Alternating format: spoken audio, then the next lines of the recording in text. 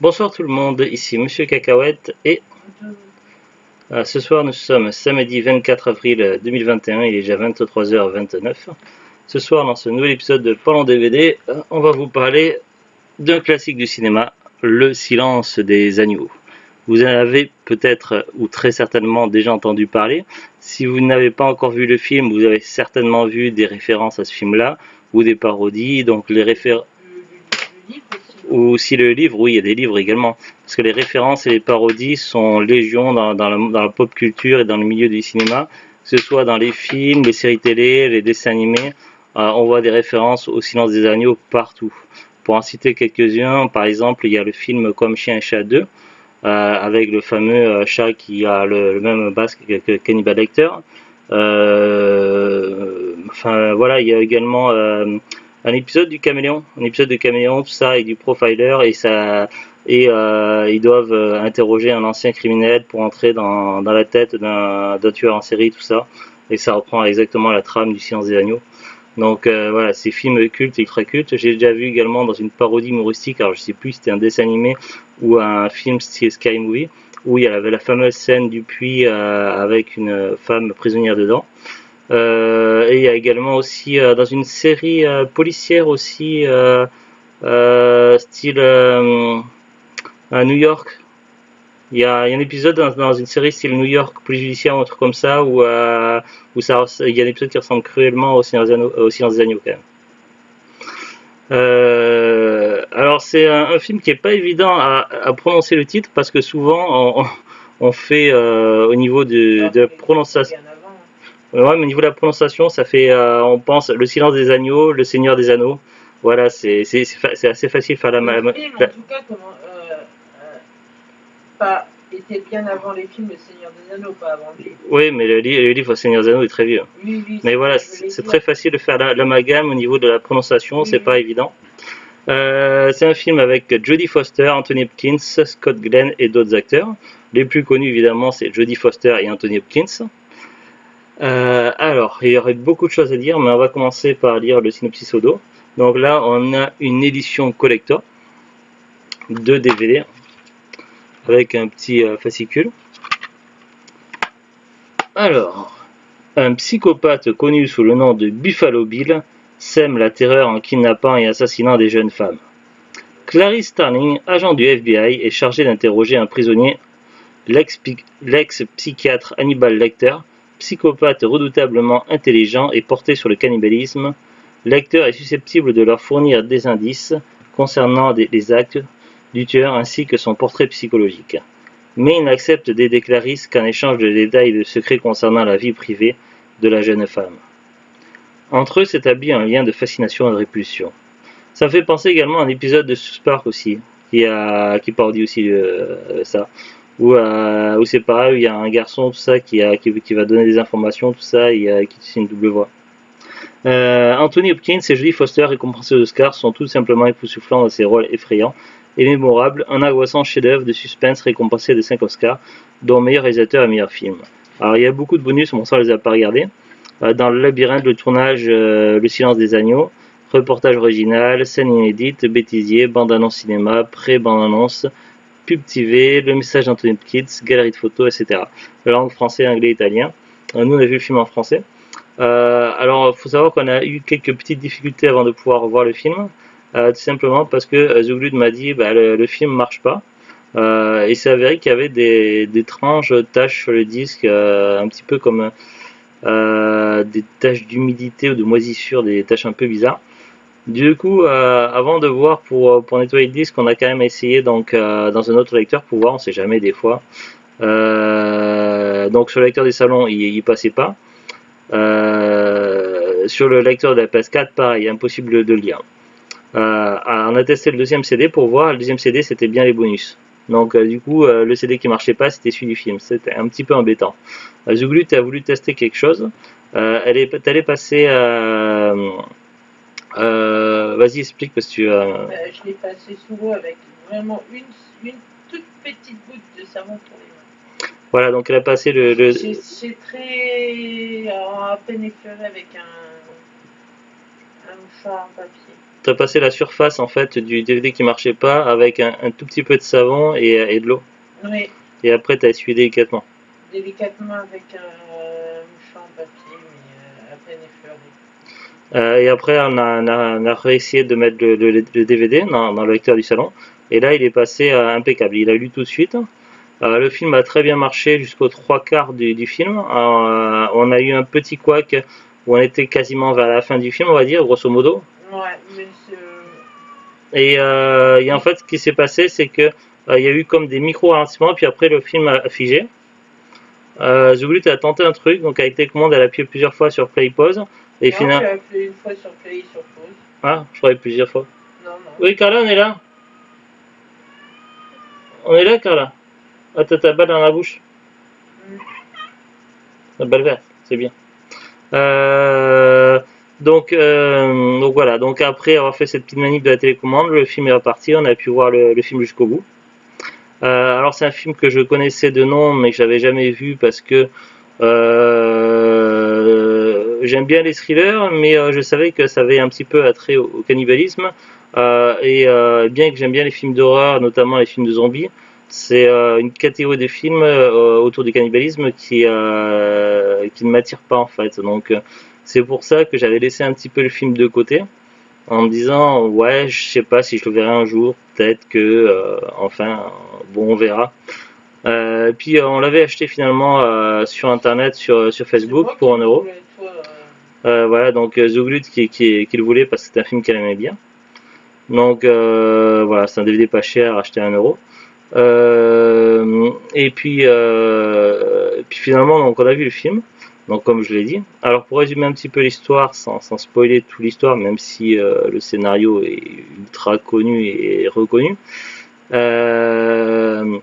On a donc une jeune femme qui est à l'école du FBI, qui est pas encore diplômée, qui est pas encore officiellement recrutée membre du FBI. Donc elle s'entraîne, elle fait des exercices, elle fait son jogging, elle fait différents tests, tout ça. Et donc son ancien prof du FBI ou je sais plus quoi, enfin. Non, mais c'est un prof Non, mais c'était un prof qu'elle avait. Oui, mais c'était son supérieur actuel, mais c'était aussi un prof aussi qu'elle a eu avant, je crois qu'il avait dit au début. Il l'avait rencontré. Si, parce qu'il avait dit qu'il l'avait rencontré dans le passé, au début. Oui, mais c'était pas son prof, mais t'as eu une convention. Une convention peut-être, ou un truc où il l'avait rencontré. Donc c'était donc Elle était étudiante. Un supérieur, un de ses supérieurs au FBI, qui a une plus ou moins une certaine influence plus ou moins dans l'FBI. Qu'elle avait croisé il y a des années pour une raison dont on a oublié. Quand elle était jeune étudiante. Quand elle était encore plus jeune étudiante. Alors qu'elle est déjà jeune quand même dans le film. Donc oui. Bref, donc il lui confie la mission d'aller essayer de glaner quelques informations auprès du psychiatre Hannibal Lecter qui est en prison pour actes de cannibalisme et autres cruautés dans le style qui va avec. Quelqu'un d'extrêmement dangereux, donc en lui disant de bien suivre les précautions qu'on va lui dire sur place, de faire vraiment très très attention et de noter toutes les informations, même si elles sont pas forcément intéressantes, qu'il va dire, parce que ça pourrait aider, on sait jamais, au cas où. Mais en fait, il a des idées derrière la tête, mais il ne va pas lui dire, puisque Hannibal Lecter étant un ancien psychiatre très talentueux, il serait capable en fait de lire dans la tête des personnes et de deviner en fait les intentions cachées de cette jeune agent. C'est pour ça qu'elle arrive avec quasiment aucune information, de façon en fait à ce qu'il y ait un début de lien qui se noue et qu'après qu'elle puisse après arriver à le questionner et voir s'il y a moyen de tirer de son expérience et de son savoir pour mener l'enquête face aux tueurs en série actuels. Grosso modo, c'est un petit peu ça l'idée. Donc il va y avoir des rencontres où elle va discuter avec ce fameux Hannibal Lecter, donc qui est joué par Anthony Hopkins. Il est très crédible dans ce rôle-là. Alors alors je sais pas trop dans les autres films où il a joué, mais dans ce film-là, il est très crédible en tant qu'Hannibal Lecter et il fait même peur. Donc voilà, donc il y a un contact qui se noue et puis en parallèle, on voit les méfaits du tueur en série et d'autres personnes qui enquêtent tout ça donc en parallèle. Puis il y a une personne, donc la fille d'une personne influente qui est kidnappée, et on sait que le tueur donc tue les victimes au bout de 3 jours, donc le temps est compté en fait. C'est une course contre la montre pour arriver à obtenir de la part d'Hannibal Lecter des informations susceptibles de sauver la jeune fille prisonnière du tueur en série. Grosso modo, c'est ça le synopsis de l'histoire. Sachant que voilà, cet Hannibal Lecter est vraiment très très fort et il est capable, rien qu'en discutant, de manipuler des gens jusqu'à les pousser à... Enfin voilà, je vais pas trop en dire, mais grosso modo c'est ça le speech du film. Je sais pas si tu es d'accord avec moi, Zou. Donc c'est un film qui fait partie des monuments du cinéma, donc des grands classiques. Et qui illustre tout à fait la catégorie des films thriller. Je pense que thriller polar. Parce que des fois il y a des thrillers qui sont pas polars, qui sont autres, mais là vraiment thriller très d'union polar. Voilà, on est vraiment dans le vif du sujet. Alors ça va quand même, le film n'est pas trop gore, mais il y a quelques scènes quand même. Oui, non, mais... Non mais attends, c'est pas un film tout public, c'est pas. Oui, mais franchement, quand t'as retourné la tête.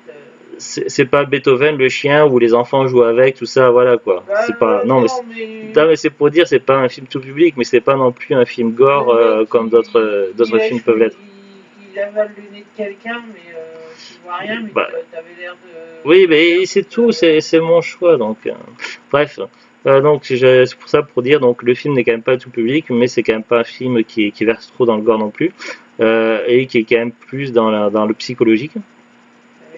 La réalisation est excellente, le jeu des acteurs est très bon, le doublage VF est excellent, donc il n'y a rien à redire. Le seul défaut qu'on aurait pu percevoir en fait, pour nous, c'est le problème du DVD en fait, du DVD qui était défectueux. Alors on ne sait pas si l'usinage était déjà comme ça ou si c'est l'usure, le temps qui a fait ça, qui a créé ces problèmes-là, ou si c'est parce qu'il avait été mal entretenu.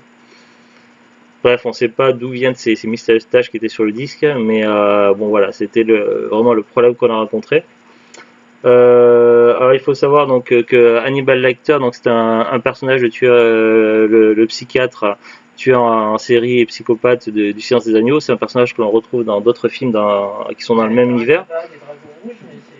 Dans un univers connecté, donc on peut retrouver dans des livres, dans des films. Donc il y a en tout 4 films à ma connaissance. Après, il y en a peut-être d'autres. Il y a eu une série. Alors, il y a le Sixième Sens, le Sixième Sens, le Seigneur des Anneaux, Hannibal et Dragon Rouge. Ouais.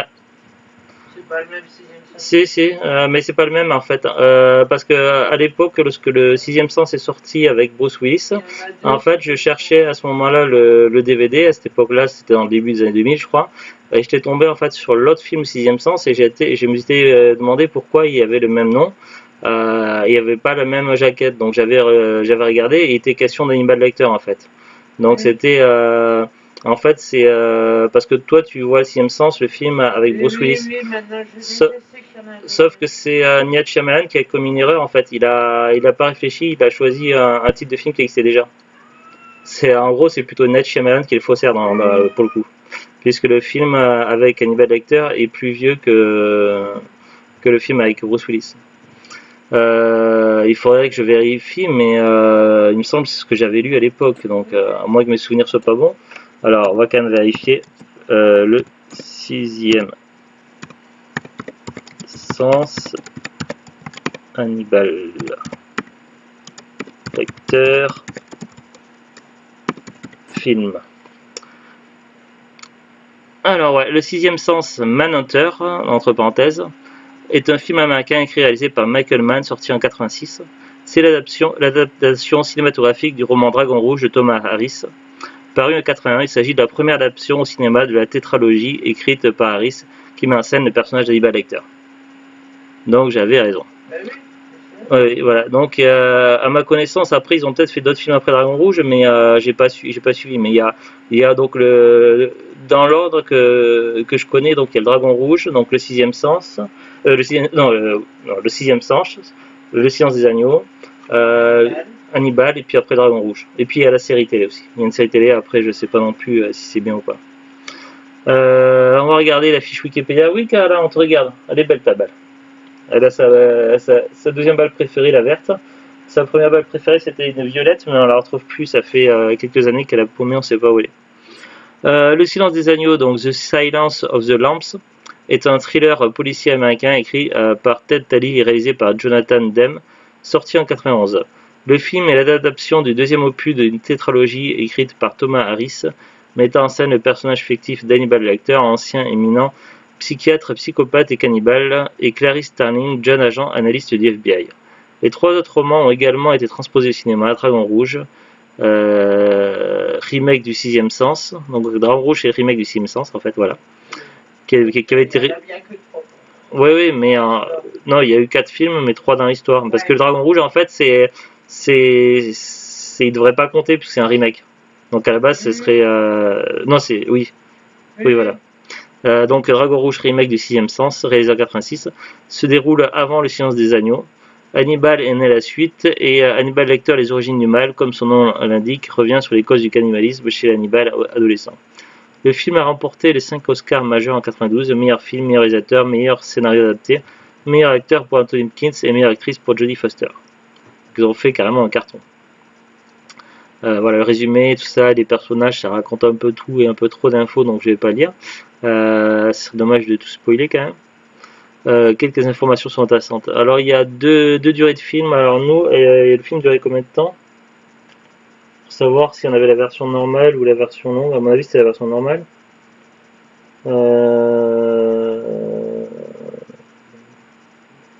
Alors souvent ils mettent la durée 1h54. 1h54. Et là ils disent la version cinéma c'est 118 minutes et la version original cut 138. Alors 1h54 ça fait combien en minutes? 120, 120, ça fait 2 heures. Donc ça fait 110, 116. Combien tu dis? Il y a 118 ou 138? 118 alors. 118, donc là on a la version cinéma. On n'a pas l'original cut qui dure 138 minutes.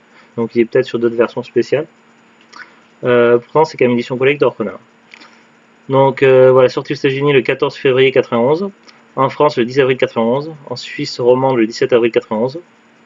En France il a été réédité dans une version restaurée le 20 juin 2018.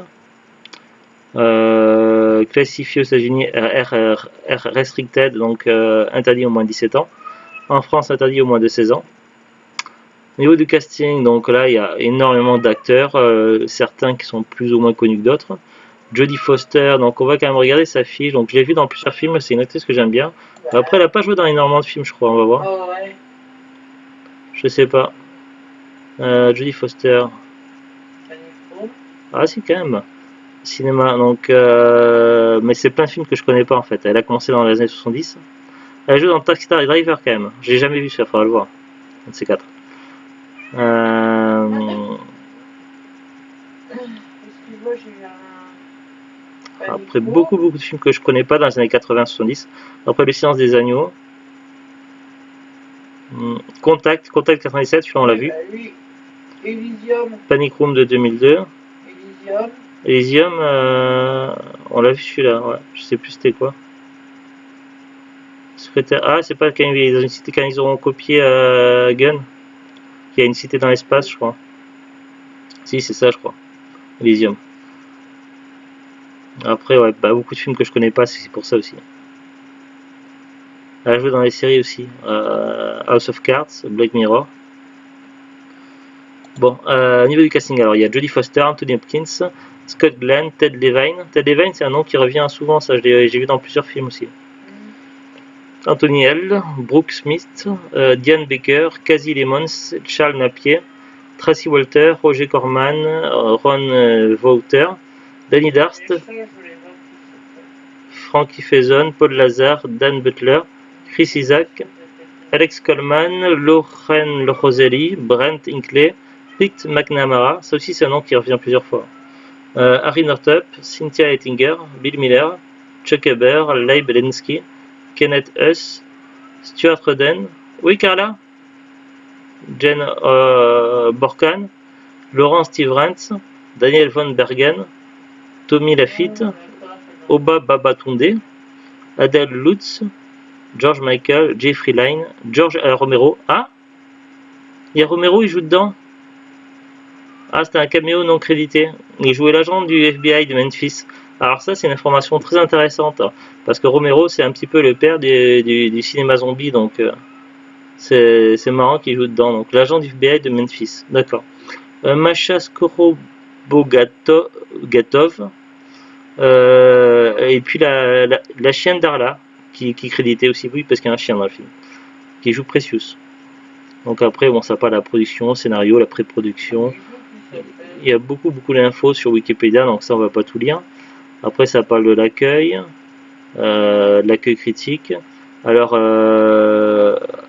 pour résumer un petit peu, alors il y a 94% de critiques positives avec une note de 8,5 sur 10 pour 62 critiques sur Rotten Tomatoes, ce qui est énorme.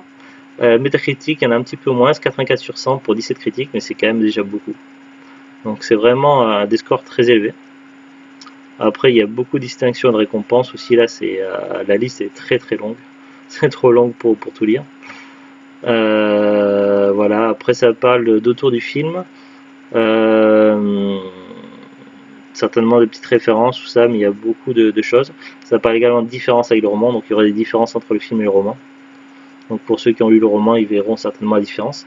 Alors nous, le DVD, c'était un DVD qu'on avait acheté dans les 1 euro, un truc comme ça, il y a 1 an ou 2, donc je sais plus, c'est un moment.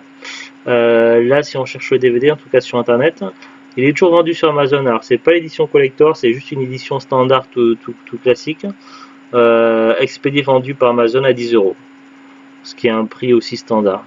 Mais le film, il s'est vendu quand même à beaucoup d'exemplaires dans beaucoup d'éditions différentes. Donc si vous cherchez un petit peu à droite, à gauche sur les autres sites, alors j'ai pas regardé, mais il y a le Bon Coin, il y a Vinted, il y a eBay, il y a Fnac, je sais pas, enfin il y a plein de sites, il y a Rakuten. Enfin voilà, donc j'ai pas regardé, mais il y a peut-être moyen de trouver des moins chers en neuf ou en occasion. Et puis sur le marché d'occasion, donc si vous êtes dans les magasins cash ou en brocante, étant donné que le film s'est énormément vendu, il y a moyen de le trouver certainement dans les 1 euro. Voilà. À mon avis, c'est pas un DVD qui cote. C'est tout. Sur ce, donc on vous dit à très bientôt. Un bon week-end et au revoir.